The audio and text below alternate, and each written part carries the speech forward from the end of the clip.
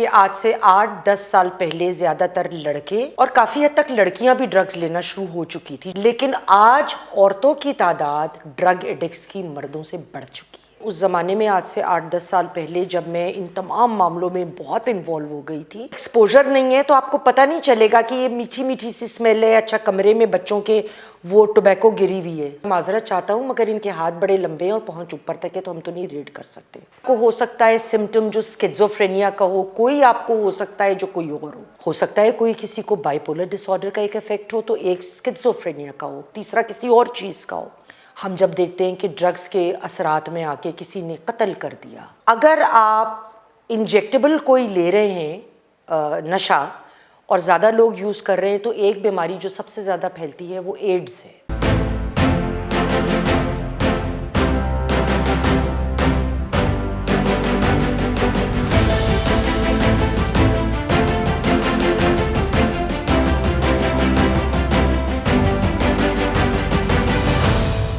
अस्सलाम वालेकुम नाज़रीन, प्रोग्राम यास्मीन की बैठक के साथ मैं हूं आपकी मेज़बान अफीफ़ा रॉ और मेरे साथ मौजूद हैं सीनियर तज्ज़ियाकार यास्मीन आफ्ताब अली साहिबा। अस्सलाम वालेकुम मैम। वालेकुम अस्सलाम अफीफ़ा। आज तो नाज़रीन मैं आपको सबसे पहले तो ये बताती चलूँ कि आपके लिए यास्मीन साहिबा ने जो है बहुत ही डिफरेंट सब्जेक्ट जो है वो चूज़ किया है। तो सबसे पहले हम इनसे पूछते हैं कि ये जो ड्रग्स का सब्जेक्ट है विमेन इश्यूज़ से हट के, हालांकि अभी आगे चल के आपको पता चलेगा कि इसमें भी बहुत ज़्यादा विमेन इश्यूज़ हैं, लेकिन फिर भी इन्होंने विमेन इश्यूज़ से हट के ड्रग का सब्जेक्ट जो चूज़ किया है, सबसे पहले हम जानते हैं कि उसकी वजह क्या है, फिर उस मौजू के हवाले से जो है ना फर्दर आपके साथ चीज़ें बहुत सी डिस्कस करेंगे। तो जी मैम ये बताइएगा कि ये सब्जेक्ट चूज़ करने की क्या वजह है? आज से बहुत साल पहले कोई ऐसा शख्स जिसको मैं बेइंतहा चाहती हूँ वो ड्रग्स की इल्लत का शिकार हो गया। छोटा बच्चा था 14 साल का, अच्छा, जिसका बाप चल बसा, और पहली रात जिस शख्स ने उस बच्चे को ड्रग दी, भरा हुआ सिगरेट दिया, वो उसका उस्ताद था स्कूल का। मैं उस बच्चे को बचाने की खातिर जितना समझ सकती थी सब्जेक्ट को, जितना जान सकती थी, मैंने बहुत साल काम किया। हर इतवार को दारुल रहमत ट्रस्ट कसूर में मैं इतवार को वहाँ जाती थी सुबह सवेरे। वहाँ पर जो साइकोलॉजिस्ट हैं अली अब्बास साहब, उनके लिए मैं काम करती थी। मैं पेशेंट्स की हिस्ट्रीज़ कंपाइल करती थी और उस लड़के को लेके जाती थी, और वो दहशत में आ गया था 2-3 दफ़ा वहाँ जाके कि मैं ये ज़िंदगी नहीं गुजारना चाहता, और इस चीज़ ने उसको ड्रग्स छोड़ने में उसका बड़ा किरदार एक अदा करा। मतलब रीहैब का माहौल इस तरह का था कि वो वहाँ वैसी लाइफ नहीं गुजारना चाहता था। जो लोगों के ऊपर साइड इफ़ेक्ट्स उसने देखे उसके। अच्छा। उन दिनों के बाद आज के दिन में माहौल बदला है। मेरी परसों डॉक्टर आफ्ताब आसिफ साहब से गुफ्तगू हुई, जो बहुत माने हुए साइकाइट्रिस्ट हैं और मेयो हॉस्पिटल और किंग एडवर्ड मेडिकल कॉलेज के साइकाइट्री के हेड हैं। उन्होंने मुझे ये बताया कि आज से 8-10 साल पहले ज़्यादातर लड़के, मर्द और काफ़ी हद तक लड़कियां भी ड्रग्स लेना शुरू हो चुकी थी, जो मेरे इल्म में है उस ज़माने में जितना मैंने काम किया था, लेकिन आज औरतों की तादाद ड्रग एडिक्ट्स की मर्दों से बढ़ चुकी है। सच में? बिल्कुल। इसका मैं आपको थोड़ा सा बैकग्राउंड दूंगी, just running through the background के ड्रग आती कहाँ से, क्या बन रहा है, तो ये औरतों तक सप्लाई कैसे हो जाती है? मैं उसी पे आ रही हूँ। देखिए, यूएन की एक रिपोर्ट के मुताबिक 85% जो ओपियम दुनिया में उगती है वो अफ़गानिस्तान में उगती है। 85%। 2021 और 2022 में एक ह्यूज कॉन्टिंजेंट नारकोटिक्स का पकड़ा गया था तुरखम बॉर्डर के ऊपर। वो आपका इंग्रेस पॉइंट है। आपने अगर रूपर्ट स्टोन का नाम सुना हो, ये एक बहुत बड़ा नाम है इन्वेस्टिगेटिव जर्नलिज्म में। इन्होंने बाहर के अखबारात में और बाहर के जो साइट्स हैं उसके ऊपर साउथ एशिया के मुतालिक मामलात पे बड़ा कुछ लिखा है। उन्होंने इस साल अगस्त में एक आर्टिकल में ये लिखा कि बस्ट हुआ था एक बहुत बड़ा कॉन्टिंजेंट नारकोटिक्स का पेशावर में। उन्होंने ये बात भी करी कि उनको बताया गया, एक अफसर ने बताया, उन्होंने उस अफसर का नाम नहीं बताया, मरासले में नहीं लिखा था, लेकिन उस शख्स ने इस साल जनवरी में उनको बताया कि इस साल नवंबर में एक नारकोटिक्स का बहुत बड़ा सप्लाई कोस्टल बलूचिस्तान से कराची लैंड करेगा। अच्छा। अब यहाँ कितने लोगों को ये पता है या हमने बॉदर भी किया है। जब यहाँ ड्रग आ गई उसके बाद क्या होता है, जब ड्रग आती है तो सबसे पहले तो उस ज़माने में, आज से 8-10 साल पहले जब मैं इन तमाम मामलों में बहुत इन्वॉल्व हो गई थी, तो जो वो होते हैं ना जिसमें हम सीमेंट बनाते हैं, क्या बोलते हैं उसको, स्टील के काले रंग के वो बड़े बड़े से कटे जो भी होता है, उसमें अगर 1 ग्राम हैश आती है उसको 5 ग्राम में कन्वर्ट करते हैं, केमिकल्स मिलाए जाते हैं, मैंने वो वीडियोस बनती हुई देखा है। अच्छा।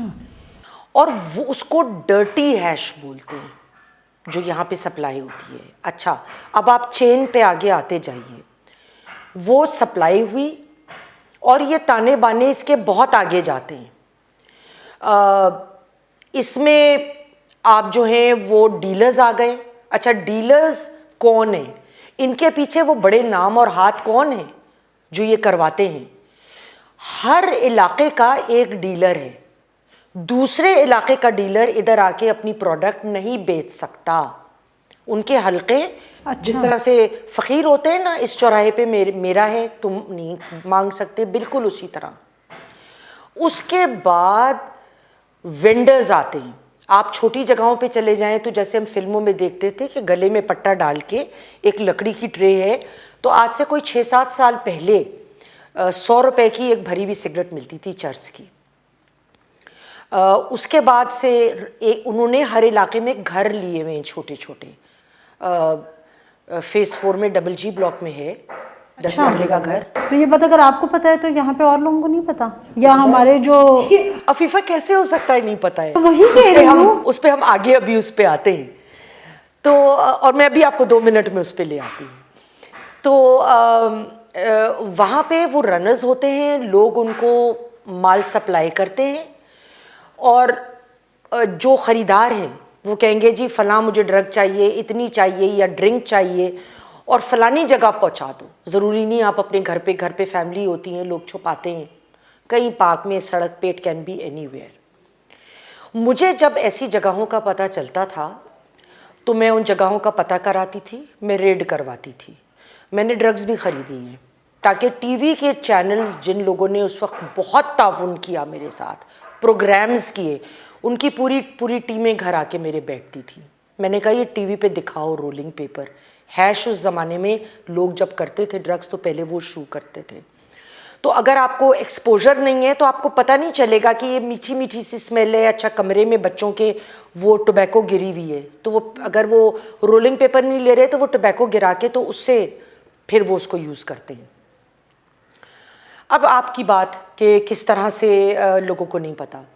एक बहुत बड़ी सोसाइटी, बड़ी रिस्पेक्टेबल सोसाइटी लाहौर में, उधर का मुझे किसी ने बताया जी फ़लाने इलाके में एक जगह है, वहाँ यंगस्टर्स आते हैं और एलीट क्लास के लिए, ज़रा अमीर बच्चे, तो वहाँ पे ड्रिंक्स भी होती हैं और मैम ड्रग्स भी होती हैं। मैं 2 दिन शाम को जाके गाड़ी करके बाहर बैठ जाती थी, देखती रहती थी आमद रफ्त।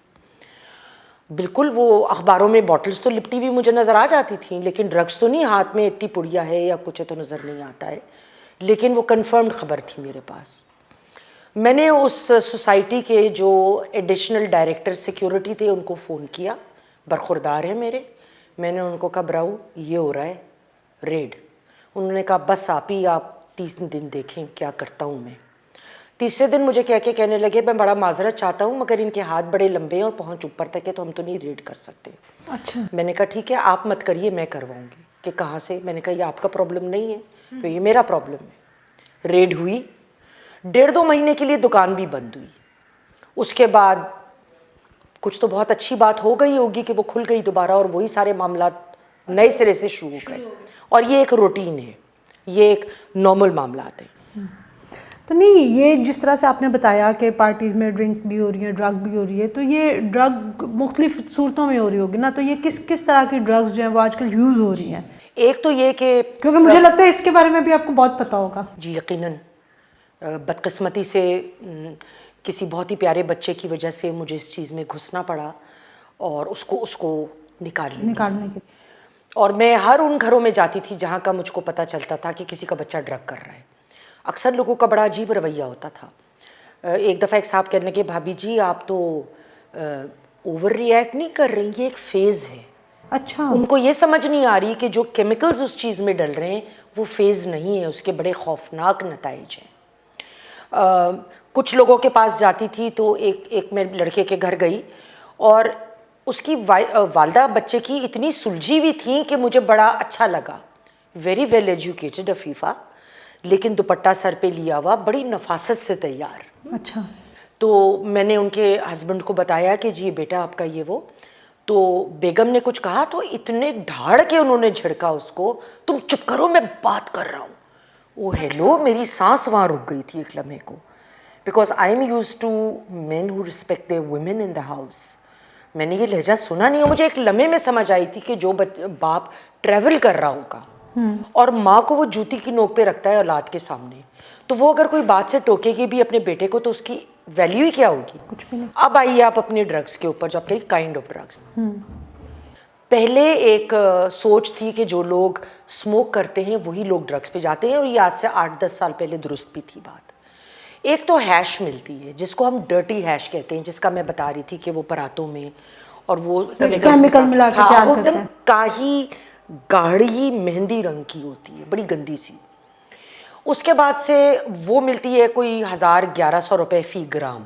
1 ग्राम में 4 से 5 सिगरेट आप बना सकते हैं, डिपेंडिंग आपकी तलब कितनी, आप कितना स्ट्रॉन्ग चाहते हैं, but this is medium strong, 4 to 5 cigarettes in 1 gram. उसका जो गंदी क्वालिटी है जिसको हम गर्दा बोलते हैं, वो 500 रुपये या 600 रुपये ग्राम की मिलती है। आप हेरोइन पे आइए, 1500 रुपीज़ अ ग्राम। और उसकी जो घटिया क्वालिटी होती है जिसको बटन कहते हैं, टिच बटन, अच्छा। Button, that is 500 to 600 rupees पर ग्राम। अब पैसा इतना ज़्यादा नहीं है, ये एक्सेसिबिलिटी बहुत आसान है। जो मैंने आपको स्ट्रक्चर बताया है ड्रग्स मिलने का और ड्रिंक्स मिलने का, बेहद आसान है। आप एक फ़ोन करें, कहेंगे जी बताइए क्या चाहिए, कितने की चाहिए, किधर चाहिए। और फिर जो सबसे ख़तरनाक इस वक्त ड्रग है, जो आप किसी भी साइकाइट्रिस्ट से या साइकोलॉजिस्ट से बात करेंगे तो वो आपको बताएगा, दैट इज़ मेथ या आइस। अच्छा। 2021 दिसंबर को अखबारात में एक बहुत बड़ी खबर आई, लोगों ने तौबा तौबा की, उसके बाद हम भूल गए और जो लोग इन कामों में थे वो उन कामों पे चलते रहे। रुबाब नाम की एक औरत थी कराची की, वो और उसका मियाँ, according to a newspaper report में आपको बता रही हूँ, 7 साल से मेथ करते थे। और जब वो मेथ करते थे तो उनको कोई होश नहीं रहती थी।